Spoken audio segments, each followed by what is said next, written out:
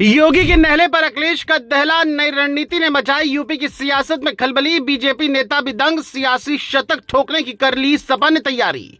क्या है अखिलेश यादव का तगड़ा प्लान जो देगा इस बार बीजेपी को घाव? बढ़ने लगा अभी से नेताओं का तनाव, जानिए वीडियो में अखिलेश की पूरी प्लानिंग। इधर बीजेपी कैबिनेट विस्तार करके यूपी की सियासत में माहौल गर्म करने की कोशिश में थी कि उधर अखिलेश यादव ने ऐसी तगड़ी चाल चली है जिसने बीजेपी खेमे में हलचल पैदा कर दी है।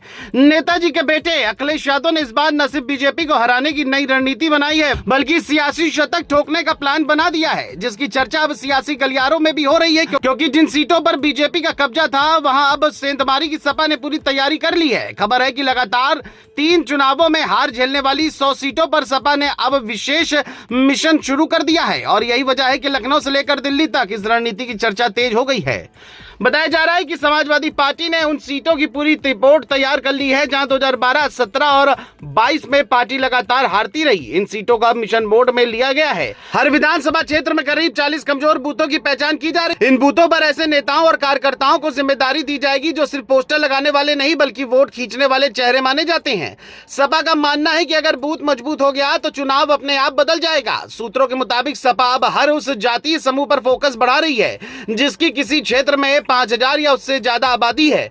पार्टी चाहती है कि ऐसे समाज के प्रभावशाली लोगों को संगठन में जगह देकर वोट बैंक को मजबूत किया जाए। यानी पीडीएफ फॉर्मूले को अब सिर्फ नारे तक सीमित नहीं रखा जाए बल्कि गांव और वार्ड स्तर तक उतारा जाएगा। खास बात यह है कि सपा अब छोटे छोटे सामाजिक समूह को भी जोड़ने की कोशिश कर रही है जिन पर पहले ज्यादा ध्यान नहीं दिया जाता था। इस रणनीति का सबसे बड़ा हिस्सा संगठन की सफाई है। सपा नेताओं को साफ संदेश दिया गया है कि जो नेता जमीन पर काम नहीं करेगा उसे सिर्फ पद बचाने का मौका नहीं मिलेगा। महीने में कम से कम 15 दिन क्षेत्र में सक्रिय रहने का दबाव बनाया जा रहा है। पार्टी अब हर बूथ की रिपोर्ट चाहती है, कहां गुटबाजी है, कहां कार्यकर्ता नाराज है, किस इलाके में वोट कम मिले और किस जाति में पकड़ कमजोर हुई। हर बिंदु पर अलग से काम हो रहा है।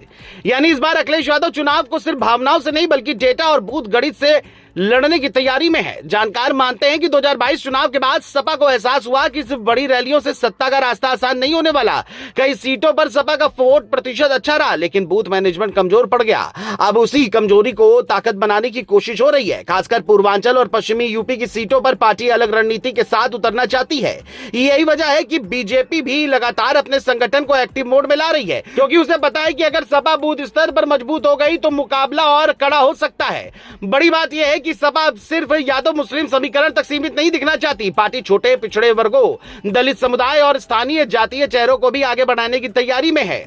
कई जिलों में वार्ड और पंचायत स्तर पर नए चेहरे तलाशे जा रहे हैं। सपा नेताओं का दावा है कि जनता इस बार स्थानीय मुद्दों और बेरोजगारी को लेकर ज्यादा आक्रामक मूड में है। वहीं बीजेपी नेताओं का कहना है कि योगी सरकार का विकास और कानून व्यवस्था मॉडल अब भी जनता की पहली पसंद बना हुआ है। अब एक तरफ योगी सरकार अपने मजबूत संगठन और सरकारी योजनाओं के दम पर मैदान बचाने में जुटी है तो दूसरी ओर अखिलेश यादव हार वाली सीटों को जीत में बदलने के लिए नई सियासी बिसात बिछा रहे हैं। बूथ से लेकर जातीय समीकरण तक हर मोर्चे पर तैयारी तेज हो की है। अब आने वाले महीनों में यह साफ होगा कि अखिलेश का यह नया मिशन बीजेपी के मजबूत किले में दरार डाल पाता है या फिर योगी का चुनावी मॉडल एक बार फिर विपक्ष के सारे समीकरणों पर भारी पड़ता है।